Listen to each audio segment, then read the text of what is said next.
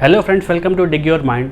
आज है lecture number 2 किसका, क्लास 9 के चैप्टर नंबर 1 नंबर सिस्टम का। तो पहले लेक्चर में हम लोगों ने क्या पढ़ा था? हम लोगों ने पढ़ा था कि नेचुरल नंबर्स क्या होते हैं, होल नंबर्स क्या होते हैं, इंटीजर्स क्या होते हैं और रैशनल नंबर्स क्या होते हैं। इनके एग्जांपल भी ले लिए थे। तो जिन लोगों के डाउट्स थे अभी तक वो शायद वो क्लियर हो गए होंगे। जिन्होंने वो लेक्चर नहीं देखा है वो जाके या तो प्लेलिस्ट में उस लेक्चर को देख सकते हैं या फिर उसका लिंक जो है डिस्क्रिप्शन में दिया है, आप वहाँ से भी उसको देख सकते हैं। चलिए हम आज उसी लेक्चर के आगे की बात करेंगे। तो हम लोगों ने रैशनल नंबर पढ़ लिए थे। रैशनल नंबर क्या होते हैं भाई? Numbers which can be represented in the form of p by q where p and q are coprime integers and q is not equal to 0। हम लोगों ने ये डेफिनेशन पढ़ी थी। तो example p and q are integers, तो एक ये एग्जांपल हो गया। ये एक रैशनल नंबर है, डेफिनेटली है। अगर मैं आपसे कहता हूँ कि 8/7 ये भी है और 7/8 भी है, और हमारे पास अगर मैं बात करता हूँ 5/-11 भी है। एंड अगर मैं एक और एग्जांपल लेना चाहूँ तो मैं कह सकता हूँ 0 भी है। एंड 0 क्यों है? क्योंकि 0 हम लोगों ने 0/1 ले लिया था, या इस तरह का कोई भी नंबर हो तो हम वो कर सकते हैं। हाँ, 5/0 नहीं होगा, ये हमें पक्की बात मालूम है। 5/0 नहीं है एक रैशनल नंबर। क्यों? क्योंकि इसका डिनोमिनेटर 0 हो गया है। क्लियर है ये बात? यहाँ तक हम लोगों ने देख लिया था। चलिए अब रैशनल नंबर में ही कुछ आगे की बातें हम लोग डिस्कस करते हैं। देखिए, रैशनल नंबर में क्या था कि रेशियो था, इस यहीं से निकल के आया था कि उसका सिंबल भी क्यू होता है। कोशेंट वगैरह की बात की थी हम लोगों ने। तो कुछ जो नंबर डिवीज़न के फॉर्म में होते हैं वही, मतलब कुछ क्या, मतलब सारे नंबर जो डिवीज़न के फॉर्म में होते हैं वो रैशनल नंबर है। तो मैं कुछ डिवीज़न्स की ही बात करूँगा। चलिए थोड़ा सा और डेप्थ में जाएंगे हम रैशनल नंबर की आज। एक नंबर ये ले लिया है, एक नंबर ले लिया है ये, और एक नंबर हम लोगों ने और ले लिया है से, ये हो गया 10/3, ये हो गया 7/8 और ये हो गया 1/7। ठीक है, तो इसको डिवाइड करते हैं। डिवाइड करने के बाद देखते हैं क्या निकल के आता है। ये हो गया 3 3 9, रिमाइंडर आया 1, एक डेसिमल लगाया 0 हो गया, 3 9 हो गया, 1 हो गया, रिमाइंडर 0 लगाया, फिर एक 3 लगाया, फिर ये 9 हो गया, रिमाइंडर 1 आया और ये 0 हो गया। और ये इसी तरह से बार बार रिमाइंडर 1 आता जाएगा। हम उसको 0 बना लगा के उसमें 10 बनाएंगे, और हमारे जो कोशेंट है इसमें 3 के बाद ये पॉइंट डेसिमल लगाया और ये 3 3 3 3, ये चेन रिपीट करती जाएगी। क्लियर? ओके, तो ये ना कभी ये ख़त्म होने वाला है ना कभी ये ख़त्म होने वाला है, ये समझ में आ गया हमें। ओके, अब हम इसकी बात करते हैं। यहाँ पे डिवीज़न चलेगा ही नहीं। क्यों? क्योंकि हमारा डिवाइज़र बड़ा है डिविडेंड से। तो डेसिमल लगाया 0.70 हो गया। ये कितनी बार जाएगा भाई? 8 64। ओके, कितना बचा? 6। एक 0 तो लगा ही सकते हैं, वो लगा लिया हम लोगों ने। कितने बार जाएगा? 7 56 और ये 4 बचा। एक 0 लगा लिया और ये 5। ओके, 40 और ये आ गया 0। ठीक, रिमाइंडर 0 आ गया। तो अब हमारा मतलब जो डिवीज़न है वो चलेगा नहीं। क्लियर है? डेसिमल एक्सपेंशन यहीं दर गया। ओके, अब इसको देख लेते हैं। यहाँ पर भी हमारा जो डिवाइज़र है वो बड़ा है डिविडेंड से। तो भैया हमें ये करना पड़ेगा, डेसिमल लगाया 10 हो गया। ओके, 1 7, 3 30 हो गया, 4 28। ओके, रिमाइंडर बचा 2 0। ओके, 2 14, 6 बचा, 0 हो गया, 60 हो गया। ओके, अब ये 8 56, 4 बचा, 0 हो गया, 5 35, 5 बचा, 0, 7 टाइम्स जाएगा, 49 आ गया और यहाँ पे 1 आ गया। अगेन अब ये 0 होगा और ये 0 होगा तो ये 1 टाइम्स जाएगा, 7 आएगा और रिमाइंडर 3 आ जाएगा। ओके, और ये चेन ऐसे चलती चली जाएगी, क्योंकि जैसे ये वहाँ 1 आ गया था वैसे ही यहाँ पे भी 1 आ गया था। ये 10 हो गया, ये 10 हो गया और ये रिपीट करने लग जाएगा ये वापस से। ठीक है, ये 30 बनाएंगे तो ये वापस से चलिए इसको अगर मैं 30 बना मतलब इसको 30 बना भी देता हूँ तो ये कितनी बार जाएगा भाई, 4 × 28 होगा, और आगे मैंने डिवीज़न लिखा नहीं है। क्लियर है? चलिए, तो अब इन डिवीज़न्स को देखने के बाद हम लोग एटलीस्ट एक बात बोल सकते हैं कि हमने क्या क्या ऑब्ज़र्व किया। एक बात तो हमें पहले ही पता है कि भाई जो हमारा रिमाइंडर होता है वो हमेशा डिवाइज़र से छोटा ही होता है। ठीक है, रिमाइंडर हमेशा डिवाइज़र से छोटा होता है। ये तो हम लोगों को वैसे भी पता है, बहुत पहले से पता है ये बात, क्योंकि रिमाइंडर अगर बड़ा होगा तो मतलब डिवीज़न वैसे भी चल जाएगा। ये गलती हो जाती है अगर हम लोग बोलते थे ना कि बचपन में रिमाइंडर हमारा बड़ा आ गया, ऐसा नहीं पॉसिबल है। हाँ, तो रिमाइंडर हमेशा डिवाइज़र से बड़ा होगा। ओके, कुछ और बातें क्या हैं? या तो हमारा रिमाइंडर आता ही जाएगा, ठीक है, या फिर रिमाइंडर एक टाइम पे ज़ीरो आएगा या नॉन ज़ीरो होगा। मतलब या तो रिमाइंडर जो है, मैं रिमाइंडर के लिए क्या कह सकता हूँ, या तो वो ज़ीरो आ गया और या वो नॉन ज़ीरो है। ठीक है, आप कह सकते हैं और भी सारे नंबर हो सकते हैं भाई। ब्रॉडली हम इसी चीज़ में बांट सकते हैं इस बात को, या तो रिमाइंडर ज़ीरो आएगा या रिमाइंडर कोई और नंबर आ सकता है। ठीक है, तो ज़ीरो आने का क्या मतलब है कि ये देखिए, इस केस में पर्टिकुलरली रिमाइंडर मेरा ज़ीरो आ रहा था, तो उसका क्या मतलब है? उसका मतलब ये है कि हमारा जो डेसिमल एक्सपेंशन है भाई, अगर मैं 7/8 की बात कर रहा हूँ तो उसको डेसिमल फॉर्म में लिखा है, ये फ्रैक्शनल फॉर्म में था। ये नंबर ये जो था ये क्या था, 7/8 था। ये नंबर क्या था, 10/3 था। और ये नंबर क्या था, ये था 1/7।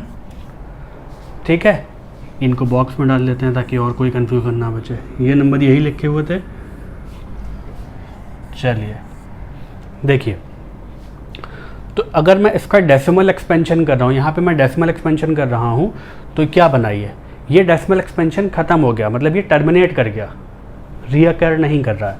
तो डेसिमल एक्सपेंशन जो होगा, अगर ये रिमाइंडर मेरा ज़ीरो आ गया तो इसमें डेसिमल एक्सपेंशन की अगर मैं बात करूं तो वो क्या बन जाएगा, टर्मिनेट कर जाएगा। ठीक है, मतलब टर्मिनेट कर गया, ख़त्म हो गया, फिनिश हो गया, यानी कि इसके आगे अब नहीं जा रहा क्योंकि रिमाइंडर ज़ीरो आ गया। और जब मेरा रिमाइंडर ज़ीरो नहीं था, नॉन ज़ीरो था, तो मेरा डेसिमल एक्सपेंशन ख़त्म नहीं हो रहा था, वो रीअपीयर कर रहा था। रीअपीयर करने का मतलब या रीअकर करने का क्या मतलब है वो हम देख लेते हैं। यानी कि वो क्या बन जाएगा, नॉन टर्मिनेटिंग। क्या मतलब है इस बात का वो देखते हैं। या देखिए ये इंपॉर्टेंट बात है, ये रिपीट करने लग गया था। 3 के बाद 3 3 3 3 3 3 3, ये 3 रिपीट कर रहा था। ठीक है जी, यहाँ पे अगर हम देखें तो 1 4 2 8 5 7 के बाद वापस से 1 4 आ गया था। ये देखिए यहाँ पे 4 सही तो जाएगा। यहाँ पे रिमाइंडर भी रिपीट कर रहे थे। ये 1 आया था रिमाइंडर, मतलब रिमाइंडर ही मान के चलते हैं इसको, रिमाइंडर ही एक्चुअली है। ये रिमाइंडर यहाँ पे 1 था, यहाँ पे जैसे ही किया तो 30 हो गया। 30 होने से पहले क्या था, मतलब ये 3 था रिमाइंडर।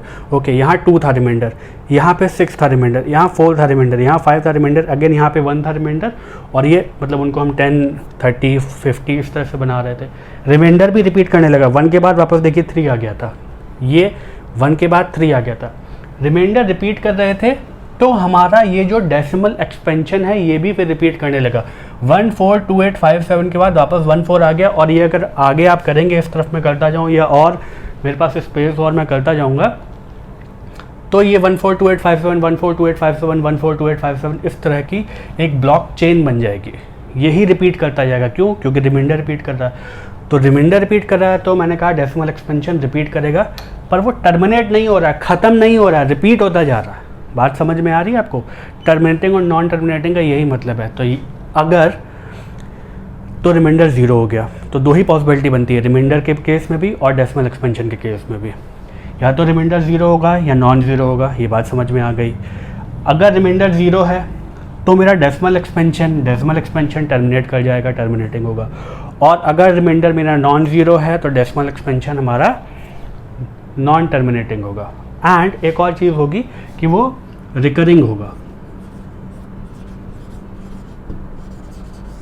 रिकरिंग का क्या मतलब है भाई? रिकरिंग का मतलब है कि यार ठीक है। रिकरिंग का क्या मतलब है कि वो रीअपियर कर रहा है, रिपीट कर रहा है, रिकरिंग, ठीक है। Recurring is recurring. तो ये देखिए 333 जैसे यहाँ पे बताया, तो ये बात हमें समझ में आ गई, ठीक है। तो इसमें रैशनल नंबर की एक और डेफिनेशन यहीं से निकल के आएगी, ठीक है। हाँ जी, तो ये निकल आई डेफिनेशन हमारी, a number whose decimal expansion is terminating और non terminating recurring is rational number. क्या बात हुई इसमें कि एक ऐसा नंबर जिसका डेसिमल एक्सपेंशन या तो टर्मिनेटिंग हो, ठीक है जी, या फिर अगर वो नॉन टर्मिनेटिंग हो तो रिकरिंग हो। अभी जैसा हम लोगों ने देखा था कि 10/3 एक रैशनल नंबर था जिसका डेसिमल एक्सपेंशन था 3.333 एंड सो ऑन, और जिसको हम बोल देते थे 3.3 बार, ठीक। ये हमारा नॉन टर्मिनेटिंग था और नॉन टर्मिनेटिंग के बाद क्या था, रीअकर कर रहा था, ठीक है जी। ओके, हमने एक नंबर देखा 7/8, इसका डेसिमल एक्सपेंशन था 0.875, ठीक है। ये हमारा डेसिमल एक्सपेंशन था और ये यहाँ पे आने के बाद टर्मिनेट कर गया था, याद होगा अभी, ठीक है। ओके, जब हम लोगों ने किया 1/7 तो इसका डेसिमल एक्सपेंशन क्या निकल के आ रहा था, 0.142857, ठीक है। और इस पे लगा हुआ था बार 142857, 142857। यहाँ पे रिमाइंडर 0 हो जा रहा था, इस केस में रिमाइंडर जो था वो 0 हो जा रहा था, इस केस में रिमाइंडर जो था वो 0 नहीं हो रहा था, और इस केस में भी रिमाइंडर जो था वो नॉन ज़ीरो ही था, इसीलिए ऐसा हो रहा था। तो रिमाइंडर भी रिपीट कर रहा था और ये डेसिमल एक्सपेंशन की जब मैं बात कर रहा था तो उसमें भी यहाँ पे टर्मिनेटिंग है और यहाँ इन दोनों में नॉन टर्मिनेटिंग है, तो ये डेफिनेशन निकल के आ गई। तो ये जो डेफिनेशन है ये बहुत इंपॉर्टेंट है और इसको हम यूज़ करके इर्रेशनल नंबर पे भी जाएंगे जब हम इर्रेशनल नंबर के बारे में पढ़ेंगे। फ़िलहाल हम लोग रैशनल नंबर पे हैं तो उसी के और डिस्कशन हम लोग कर रहे हैं, ठीक है। तो यहाँ तक सब कुछ मुझे लगता है समझ में आ गया होगा कि ये कैसे चीज़ें चल रही हैं। ओके, तो अब ये सब देखने के बाद एक बात मैं और इंटरेस्टिंग आपको बताना चाहता हूँ, थोड़ा सा अगर हम ऑब्ज़र्व करें तो, कि रिमाइंडर कब ज़ीरो होगा और कब नॉन ज़ीरो होगा। क्या हम ये बात बता सकते हैं कि किस डिवाइज़र पे हमारा जो रिमाइंडर है वो ज़ीरो है और किस डिवाइज़र पे वो रिमाइंडर ज़ीरो नहीं है। तो अगर हम देखें तो डिवाइज़र जब भी मेरा डिवाइज़र 2 हो, मतलब डिवाइज़र पे ही डिपेंड करेगा, ये क्वेश्चन पे डिपेंड नहीं करेगा। डिवाइज़र क्या हो, या तो 2 हो या तो 5 हो, ठीक है, या इनके मल्टीप्लिकेशन का कोई भी कॉम्बिनेशन हो, यानी कि 2 × 2 × 5 या 2 × 5 10 से भी अगर मैं डिवाइड करता हूँ, अगर मैं 7/10 कर देता, भाई 7/10 क्या होता है, 0.7, ठीक। ओके, इसका रीज़न क्या होता है, ये नंबर सिस्टम में ही अगर हम जाते हैं तो हम जिस नंबर सिस्टम को पढ़ रहे हैं डेसिमल है उसी के रिगार्डिंग है ये, पर अभी उसकी इतनी डिटेल में बात नहीं करेंगे वरना लेक्चर जो है वो थोड़ा सा डाइवर्ट हो जाता है। चलिए, तो ये 2 × 5 ये भी कर लिया, या फिर 2 × 5 × 5 या 2 टू द पावर, कोई भी 2 कितनी बार में अगर मैं इससे भी करूँगा, या फिर 5 × 5 × 5 × 5 × 5 × 5 एंड सो ऑन, इस तरह का कुछ भी होगा तो वो हमेशा टर्मिनेट कर जाएगा, रिमाइंडर मेरा 0 आ जाएगा और डेसिमल एक्सपेंशन मेरा टर्मिनेट कर जाएगा। इसके अलावा और कोई भी मेरा प्राइम अगर इसमें आ गया, इसमें और कोई भी प्राइम आ गया, फॉर एग्जांपल अगर मैं डिवाइड कर रहा हूँ, मेरा डिवाइज़र जो है वो क्या बन गया, डिवाइज़र अगर मेरा 3 या 7, या अगर मैं कहूँ 3 × 2 या 3 × 5 या इस तरह का कोई भी, मतलब अब इनमें में ही अगर इन डिवाइसेस को देख रहा हूँ, इनमें अगर मैं 3 या 5 तो खैर है, 7 या 11 या और भी कोई प्राइम मैं मल्टीप्लाई कर दूंगा, कोई भी एक प्राइम बस और हो इन 2 और 5 के कॉम्बिनेशन के अलावा, तो मेरा रिमाइंडर कभी भी 0 नहीं आएगा और हमारा जो ये डेसिमल एक्सपेंशन होगा वो क्या होगा, वो हमेशा हमेशा रिकरिंग होगा, नॉन टर्मिनेटिंग रिकरिंग होगा। ये बात पक्की है, ठीक है। तो आपको बात समझ में आ गई। 2 और 5 के पावर में हमेशा जब भी हम रहेंगे तो मेरा डेसिमल एक्सपेंशन क्या होगा, टर्मिनेट कर जाएगा। और उसके अलावा और कोई भी प्राइम आ गया, प्राइम की बात कर रहा हूँ मैं, ठीक है ना। आप कहेंगे सर 6, तो 6 में 2 और 3 दोनों तो अगेन कॉम्बिनेशन है, प्राइम नंबर की बात होती है, वो अगर डिवाइज़र में आ रहा है तो वो इम्पॉर्टेंट है हमारे लिए, ठीक है। मेरे ख्याल से मैं अपनी बात समझा पा रहा हूँ। 2 और 5 की कॉम्बिनेशन पे सिर्फ मेरा टर्मिनेटिंग होगा, अदरवाइज़ कोई और पावर आ जाए किसी प्राइम की तो बस डिवाइज़र में फिर वो नॉन टर्मिनेटिंग रिकरिंग हो जाएगा। बात समझ में आ रही है। चलिए कुछ और इम्पॉर्टेंट बात मज़ेदार डिस्कस करते हैं। देखिए हमने टर्मिनेटिंग नॉन टर्मिनेटिंग वाली बात समझी कि किस डिवाइज़र पे क्या होगा। अब एक और इंटरेस्टिंग सी बात देखते हैं कि यहाँ पे ये जो रिपीट कर रहा है पैटर्न, जैसे यहाँ पे हर डिजिट के मतलब हर डिजिट रिपीट कर रही थी, 1 पे ही रिपीट कर रहे थे। साइकिल मैं बात करता हूँ, एक साइकिल होगी, ठीक है, जिसको साइक्लिसिटी बोलते हैं। कितने टर्म्स की साइकिल होगी, ठीक है। नंबर ऑफ टर्म्स अगर मैं बताना चाहूँ,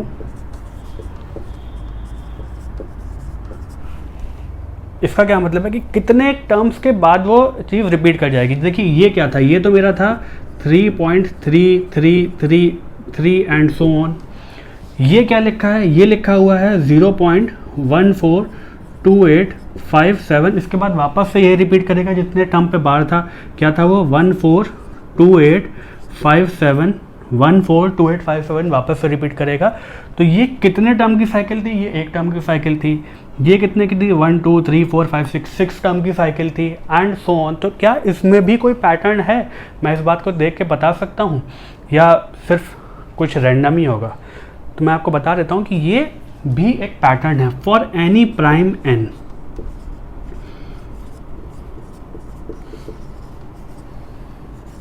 ठीक है, ये प्राइम हमारा 2 और 5 नहीं हो सकता, ठीक, अदर देन 2 एंड 5, क्योंकि वो तो हमने देख लिया था, वो तो टर्मिनेट ही कर दे रहा था। तो एनी प्राइम n, चलिए लिख लेते हैं भाई, अदर देन, ओए ये देन बनो, अदर देन 2 एंड 5, ठीक है, other than 2 and 5 for any prime and. Cycle जो होगी वो कितने की होगी, n-1 की होगी। कुछ समझ में नहीं आया तो समझ लेते हैं क्या मतलब है। इसका मतलब ये है, ये और हाँ, ये मैक्सिमम साइकिल है, इससे कम भी हो सकती है पर ये मैक्सिमम साइकिल है। मैक्सिमम साइकिल का क्या मतलब है कि देखिए 3 के केस में जब मेरा डिवाइज़र 3 था, तो मैक्सिमम साइकिल, अगर मेरा डिवाइज़र 3 से मैं डिवाइड करता हूँ किसी भी नंबर को, तो मेरी जो साइकिल होगी, यहाँ पे जो साइकिल होगी टर्म्स की,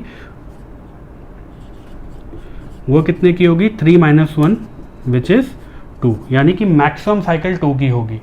यहाँ पे 1 की निकल आई थी, मैंने मैक्सिमम की बात की है, तो ये 2 है। Okay fine.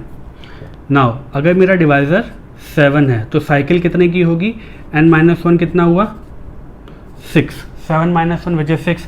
यहाँ पे आपने देख लिया 142857, इसके बाद वापस से रिपीट कर गया, यानी कि ये 6 टर्म के बाद रिपीट कर गया। ओके, ऐसे ही मैं अगर बोलूँ कि भाई 13 से डिवाइड करता हूँ मैं किसी टर्म को, तो मैक्सिमम साइकिल कितने की होगी, 13 से अगर मैं डिवाइड करता हूँ तो भाई कितने की साइकिल होगी, 13 - 1 विच इज़ 12। ये मैक्सिमम बोल रहा हूँ मैं, ठीक है, हर बार बार इस चीज़ को रिपीट कर रहा हूँ, मैक्सिमम है ये। ओके, और अगर मैं 17 से डिवाइड करता हूँ तो वो क्या निकल के आएगा, 16 की साइकिल होगी, ये मैक्सिमम साइकिल होगी। हालांकि इसमें एक चीज़ और है, और वो चीज़ ये है कि या तो वो n-1 की होगी या फिर उसका कोई फैक्टर होगा, ठीक है, या तो n-1 या उसका कोई फैक्टर, ठीक है जी। ओके, तो यहाँ पे अगर हम देखते हैं कि जैसे 3 से डिवाइड किया था तो साइकिल मैक्सिमम 2 के निकल के आ रही थी, तो 2 पे तो रिपीट 100% करेगा ही करेगा, और 2 का फैक्टर है 1, तो 1 की साइक्लिसिटी बन रही थी, ठीक है। यहाँ पे 6 आ ही गया तो कोई बात नहीं, तो यहाँ पे 12 आ रहा था मैक्सिमम, और या तो 12 बनेगा या 12 का कोई फैक्टर बनेगा, या तो 16 बनेगा या 16 का कोई फैक्टर बनेगा। ठीक है, तो मैक्सिमम साइकिल की मैं बात कर रहा हूँ, देखते ही मान मैं बता सकता हूँ। कोई भी एक प्राइम नंबर लेंगे, लेकिन नंबर प्राइम होना चाहिए, कंपोजिट नंबर की मैं बात नहीं करूँगा। आप कहेंगे कि सर 1/26 अगर लिखा है तो ये कितनी देर बाद रिपीट कर जाएगा, आप कहेंगे 25। ऐसा नहीं होगा, क्योंकि 26 प्राइम ही नहीं है। बात समझ में आ रही है? तो इसमें जो प्राइम नंबर अपना रोल प्ले करेगा वो 2 और 13 प्ले करेंगे। तो 2 से तो कोई दिक्कत नहीं है, 2 क्या होता है भाई, 2 तो हमारा टर्मिनेटिंग वाला काम करेगा ही, पर वहाँ पे 13 अपना रोल प्ले करेगा।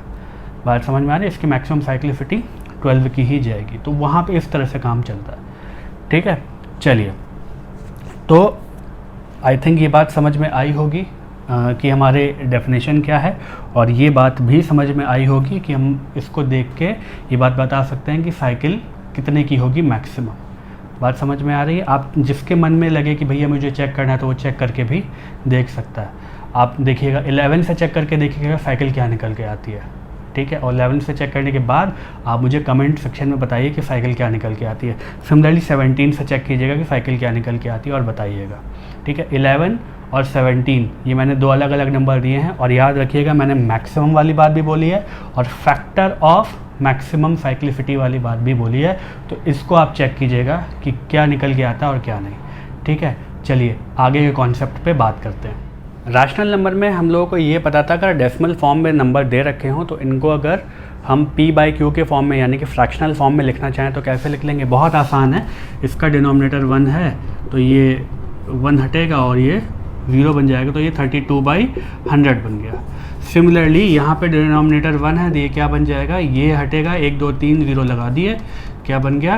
875/1000। मैं इसको सिंप्लीफाइड फॉर्म में नहीं लिख रहा हूँ, इसको हम अभी कैंसिल कर सकते हैं, वो कोई दिक्कत नहीं है। फिलहाल मैं इसकी सिर्फ ये बात कर रहा हूँ कि मैं ये लिख सकता हूँ यहाँ पे 31428/1 के आगे 40 10,000। ठीक है, अगेन मैंने आपको वापस से बोल दे रहा हूँ कि ये अभी सिंप्लीफाई हो सकते हैं, मुझे पता है, तो उसके लिए ज़्यादा भावुक होने की ज़रूरत नहीं है कि भाई आपने तो कहा था सिंप्लीफाई करते हैं और को प्राइम होने चाहिए। मुझे पता है को प्राइम होते हैं और ये को प्राइम फॉर्म में नहीं लिखे हैं। अभी कॉन्सेप्ट पे ध्यान देंगे हम। तो ये इस तरह के फॉर्म के तो इस तरह से लिख लेते थे भाई, कोई भी डेसिमल दे रखा होता था। अब सवाल है कि अगर मेरे पास 3.3 बार लिखा है तो इसको मैं p/q के फॉर्म में कैसे कन्वर्ट करूँगा, कैसे लिखूँगा? क्योंकि ये तो हमें पता है कि ये p/q के फॉर्म में होगा, क्योंकि हमने देखा था कि ये क्या था, ये रिकरिंग है and non terminating decimal expansion है। तो ये है तो रैशनल नंबर, और रैशनल नंबर है तो p/q के फॉर्म में होना चाहिए। तो वो देखते हैं किस तरह से लिख सकते हैं। तो इसकी एक स्टैंडर्ड टेक्निक होती है, वो जान लेते हैं। Okay, suppose this number is x। क्या करेंगे इसको? x क्या हो गया? 3.3333 एंड सो ऑन। ठीक है, ओके। तो अब एक काम करेंगे, इसको 10 से मल्टीप्लाई किया। 10 से मल्टीप्लाई करने का फ़ायदा क्या हुआ? फ़ायदा ये हुआ कि भाई ये 33.333 एंड सो ऑन। ओके, ये वापस से नीचे ले आए। ये क्या लिखा है भाई? x। ये क्या है? 3.333 एंड सो ऑन। अब देखिए यहाँ पे डेसिमल के जस्ट बाद एकदम आइडेंटिकल नंबर लिखे हुए 33333, यहाँ पे भी 33333, इनफाइनाइट 3 होंगे पर वो सारे हैं आइडेंटिकल। ओके, मतलब 3 तो आइडेंटिकल होते हैं कोई भी नंबर, लेकिन डेसिमल के बाद सेम चीज़ लिखी हुई है।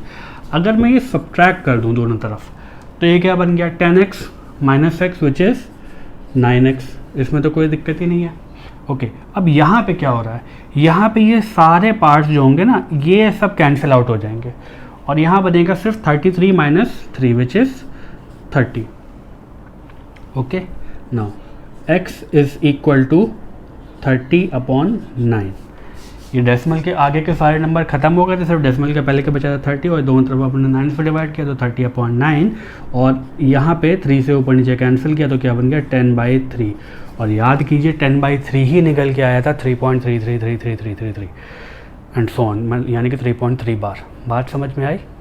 ठीक है, यहाँ पे इसको मैं को प्राइम वाली चीज़ में ले आया हूँ। ठीक है, क्योंकि ये चीज़ मेरे लिए बहुत इंपॉर्टेंट नहीं थी, मैं कैलकुलेशन अभी आपको करके दिखाता। फिलहाल ये हमारे लिए जानना ज़्यादा ज़रूरी था। मुझे लगता है ये बात समझ में आई होगी। एक और क्वेश्चन लेते हैं भाई, 1.27 बार, इसको मुझे p बाई क्यू के फॉर्म में लिखना है। तो अगेन x क्या हो गया मेरा, x हो गया 1.2727 एंड 27 एंड सो ऑन। ठीक है, अच्छा अब इसमें अगर मैं 10x करता हूँ, बहुत से बच्चे क्या करते हैं, ये गलती कर देते हैं, सीधे तुरंत मल्टीप्लाई कर देते हैं। नहीं, अगर मैंने 10x किया तो देखिए होगा क्या, एक डेसिमल इधर शिफ्ट हो जाएगा, ये डेसिमल इधर शिफ्ट हो जाएगा 10x करने पे, तो ये क्या बन जाएगा 12.7272 एंड सो ऑन।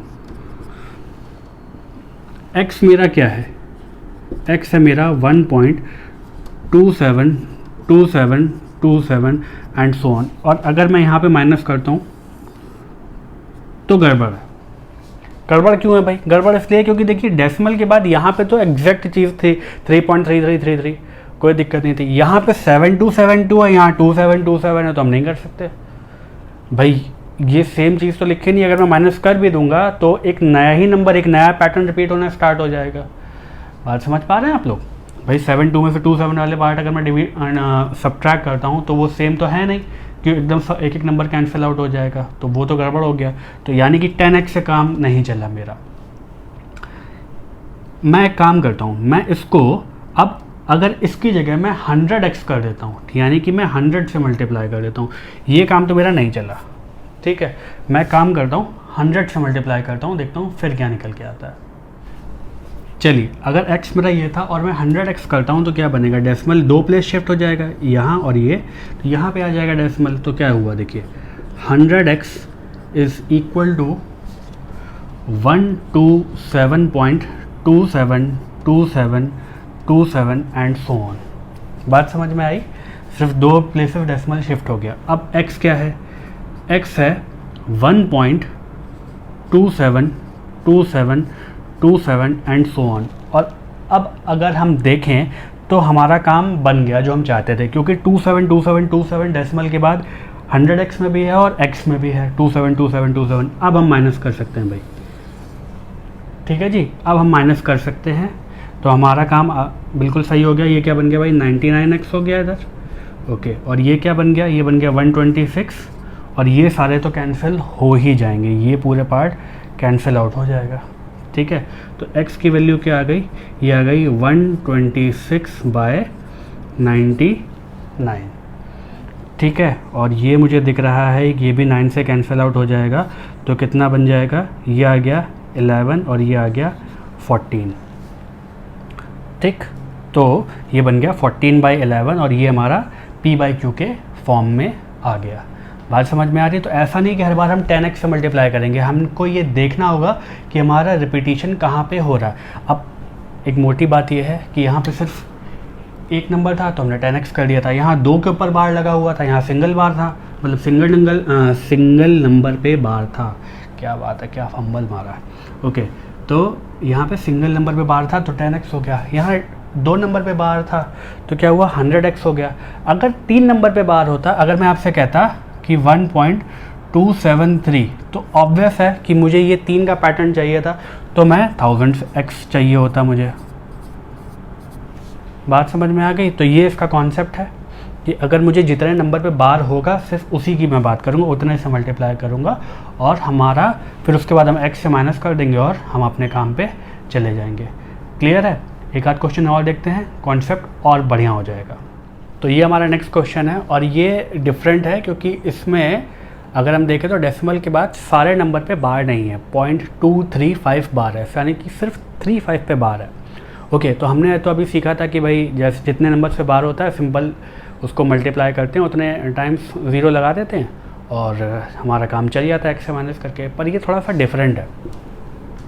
देखिए x हमारा क्या है, x है हमारा 0.2353535 एंड सो ऑन। तो हमने देखा था 3535 रिपीट कर रहा है। अगर हम 100x करते हैं तो हमारा काम क्यों नहीं चलेगा, ये देखिए 100x किया तो डेसिमल 2 प्लेस शिफ्ट हो गया, एक यहाँ एक यहाँ, तो ये क्या बन गया 23.5353 एंड सो ऑन। और x क्या है मेरा, ये है 0.23535 एंड सो ऑन। तो देखिए एक तो यहाँ पे रेप्लिका नहीं बन पा रहा है, आप समझ पा रहे हैं एग्जैक्टली ये सेम चीज़ नहीं बन रही है, तो हमारा काम नहीं चलेगा। दूसरी चीज़, चलिए कोई कह सकता है कि भाई 1000x से सीधे मल्टीप्लाई कर दो, तब देखें क्या होता है। ये काम नहीं कर रहा है तो 1000x कर देते हैं। तो 1000x किया तो क्या आया, 3 प्लेसेस चला जाएगा ये, तो ये क्या जाएगा 235.3535 एंड सो ऑन। ठीक है, तो अब अगर यहाँ पे मैं x लेके आता हूँ तो भी समस्या वही है।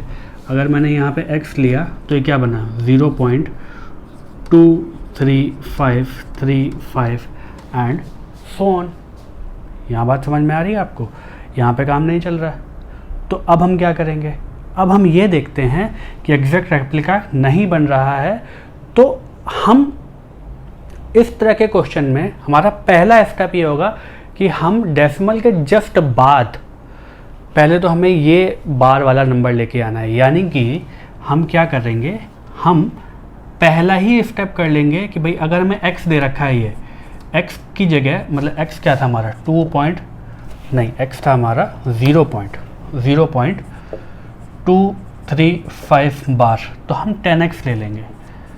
10x क्या बन गया 2.35 बार। ठीक है, ये हमारा नंबर जस्ट जो डेसिमल के बाद हमारा बार आ गया वही, तब हम सीधे मल्टीप्लाई करके कर लेते हैं। याद करिए, जैसे ही डेसिमल के बाद हमारा बार आता था, जितने नंबर से बार होता था फिर हम कर लेते थे। तो अब हम 10x को ट्रीट करेंगे x की तरह, यानी कि अब हमारे लिए ये नया क्वेश्चन बन गया है। हम नहीं सोचेंगे कि क्या है पहले और क्या है बाद में, नहीं। तो अब हम इसमें 100 से मल्टीप्लाई कर सकते हैं। तो ये क्या बन गया, इस पूरे में किया तो 1000x बन गया, क्योंकि 10x को 100 से मल्टीप्लाई किया तो 1000x बन गया। ये क्या बन गया 235.35 बार सीधे लिख देता हूँ तो भी कोई दिक्कत नहीं है, क्योंकि 35 3 बार रिपीट होगा।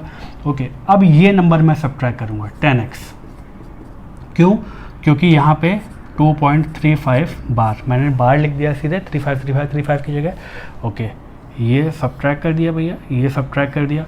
ओके, 1000 में से 10 गया 990 नहीं भाई 990 x। ओके, और ये 35 बार कैंसिल आउट हो गया, ये क्या बन गया 233। ठीक है, तो x की वैल्यू क्या आ गई 233/990। बात समझ में आ रही है। तो ये p/q के फॉर्म में अब आ गया। तो ये थोड़ा सा डिफरेंट क्वेश्चन था। इसमें हमने क्या सीखा, हमने ये सीखा कि हम सिर्फ देखते ही मान सीधे मल्टीप्लाई नहीं कर देंगे। हमारा काम है कि डेसिमल के जस्ट बाद पहले तो ये बार वाले नंबर आना चाहिए, तो पहले तो वहाँ तक लेके जाएंगे। फॉर एग्जांपल, अगर मेरे पास नंबर होता 1.2356 बार, तो मैं क्या करता, पहले तो यहाँ से इसको 1, अगर ये x है तो मैं 100x करना पड़ता, मुझे 100x करता, तो ये क्या बन जाता 123.56 बार। तो मेरे लिए अब ये नया क्वेश्चन हो जाता। अब मैं इसमें सीधे मल्टीप्लाई करता 100 का, तो ये 10,000x हो जाता, और ये वाला नंबर माइनस करता मैं सीधे। बात क्लियर है। मैं डायरेक्टली ऐसे नहीं कर सकता हूँ कि बस देखा और कर दिया, मुझे पहले इस फॉर्म में लाना पड़ेगा। डेसिमल के जस्ट बाद बार होना चाहिए। बात क्लियर है। आई थिंक ये सारी बातें समझ में आई होंगी, कॉन्सेप्ट समझ में आया होगा। इस तरह के क्वेश्चंस और प्रैक्टिस करेंगे तो और मज़ा आएगा आपको। चलिए हम आगे बढ़ते हैं लेक्चर में। एक और फॉर्म बनता है जो क्वेश्चन का, बहुत छोटा सा है। वो क्या है कि अगर मुझे 1/7 दे रखा है, जिसकी वैल्यू हमें पता है 0.142857। वैसे इसको याद करने का भी एक छोटा सा तरीका है, 4 डेट तक तो ये बहुत आसानी से याद हो जाती है। 7 2 14 एंड 14 2 28। तो अब ये 28 2 56 ना होके 57 हो जाता है, मतलब एक नंबर ज़्यादा हो जाता है, बस ये है। तो ये 6 डेट तक तो आप लोग भी आराम से याद कर सकते हैं। कैसे, 7 2 14, 14 2 28 और 28 2 56 होता है, और उसमें 1 ऐड कर दीजिए तो 57 हो गया। चलिए, तो अब मेन बात पे आते हैं। अगर 1/7 हमें दे रखा है, तो 2/7 की अगर मुझे वैल्यू निकालनी है तो वो क्या होगी, वो होगी, अच्छा 2/7 को लिख सकता हूँ मैं 2 × 1/7। ठीक है, बार बार डिवाइड नहीं करेंगे, इसमें थोड़ा सा एक हम लोग लॉन्ग डिवीजन से बचते हुए ये क्या कर लेंगे, इसको 2 × 1/7 की वैल्यू क्या है 0.1428 57 बार। ठीक, सिर्फ इस बार में ही हम डील करेंगे, आगे जा रहा होगा नंबर ठीक है, लेकिन फ़िलहाल हम इसी की बात कर रहे हैं कि अगर मैं इतना दे रखा होता, ये बार ना हो, फ़िलहाल के लिए मैं अगर इस बार को छुपा लूँ तो क्या होगा, मैं सिंपली 2 से इस टर्म को मल्टीप्लाई कर सकता हूँ। बहुत आसान है, तो वो एक काम करते हैं, वही कर लेंगे और उस पर बार लगा देंगे। ओके, तो 7 2 का 14 और 10 और एक 11, ओके 16 और एक 17 और 4 और एक 5 और ये 8 और ये 2 और ये पॉइंट और ये 0 और ये नंबर बन गया। ठीक है, तो मैं डायरेक्टली इसको इस तरह से कर सकता हूँ। 2/7 करने के लिए मैं 1/7 की वैल्यू को 2 से मल्टीप्लाई कर दूंगा। ऐसे 3/7 चाहिए होगा तो मैं क्या करूँगा, 3 × 1/7, और 1/7 की वैल्यू मुझे पता है। ऐसे 4/7 मुझे चाहिए तो 4 × 1/7, 4 × दिस कर देंगे, ऐसे 5/7 कर देंगे, ऐसे 6/7 कर देंगे, और ऐसे 7/7 नहीं करेंगे क्योंकि 7/7 1 ही होता है। ठीक है, तो इतना ज़्यादा भी मल्टीप्लिकेशन में नहीं घुसना है। बात समझ में आ गई? 7/7 तो 1 ही होता है। ठीक है, ओके, चलिए आगे बढ़ते हैं, एक बढ़िया सी चीज़ और सीखते हैं। हाँ जी, तो हमारे रैशनल नंबर की डेफिनेशन जो हम लोगों ने आज सीखी थी वो क्या थी? A number whose decimal expansion is terminating और non terminating recurring is rational number. ठीक है, तो यहाँ से जो ये डेफिनेशन हमने सीखी है, एक तो p/q वाले फॉर्म की सीखी थी, और ये जो डेफिनेशन सीखी है, इसी डेफिनेशन से हमारे इर्रेशनल नंबर की डेफिनेशन निकल के आती है। और वो डेफिनेशन क्या है? A number whose decimal expansion, terminate तो करेगा नहीं, ठीक है, नॉन टर्मिनेटिंग हो, रिकरिंग ना हो बल्कि नॉन रिकरिंग हो। ठीक है, whose decimal expansion is non terminating non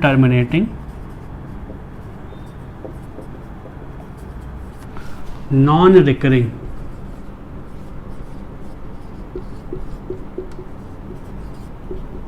is an irrational number.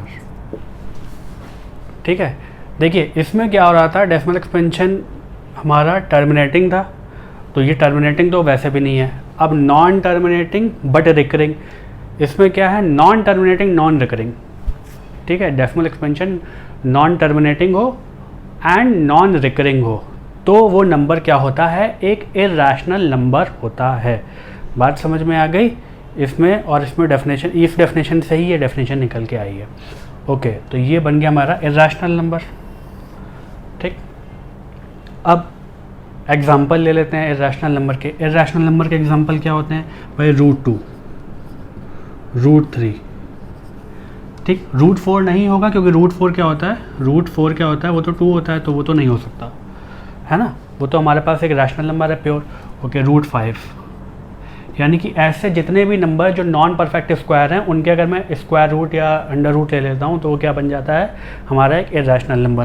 Cube root होंगे, हाँ क्यूब रूट भी होंगे भाई, cube root of 2, cube root of 3, but cube root of 8 नहीं होगा क्योंकि क्यूब रूट ऑफ 8 क्या होता है, वो तो 2 होता है। यानी कि ऐसे क्यूब रूट्स जो कि नॉन क्यूबिक नंबर के हैं। ठीक है, तो इसी तरह के और भी पावर्स में हम जा सकते हैं। और एक नंबर होता है जिसको हम बोलते हैं पाई। तो पाई क्या है, एक इर्रेशनल नंबर है। अब यहाँ पे एक क्वेश्चन निकल के आता है कि इसकी वैल्यू तो हम 22/7 लेते थे, तो 22/7 क्या होता है, ये तो p/q के फॉर्म में लिखा है और ये एक रैशनल नंबर है। तो एक रैशनल नंबर और इर्रेशनल नंबर सेम नहीं हो सकते। क्यों? क्योंकि यहाँ पे तो नॉन टर्मिनेटिंग रिकरिंग होता है रैशनल, और ये नॉन टर्मिनेटिंग नॉन रिकरिंग होता है, तो दोनों चीज़ें साथ में नहीं हो सकती। तो ये कैसे मुमकिन है? ये इसलिए मुमकिन है या इसलिए होता है क्योंकि this is not the exact value of pi. 22/7 is not the exact value of pi, it is the approximate value of pi. ठीक है, सेम इसी तरह से मिलता जुलता एक क्वेश्चन हमें और दे रखा है एनसीईआरटी में कि भाई पाई जो हमने डिफाइन किया है वो होता है किसी भी सर्कल के सर्कमफ्रेंस और डायमीटर का रेशियो, सर्कमफ्रेंस और डायमीटर का रेशियो इसी तरह से एक्चुअली डिफाइन है ये।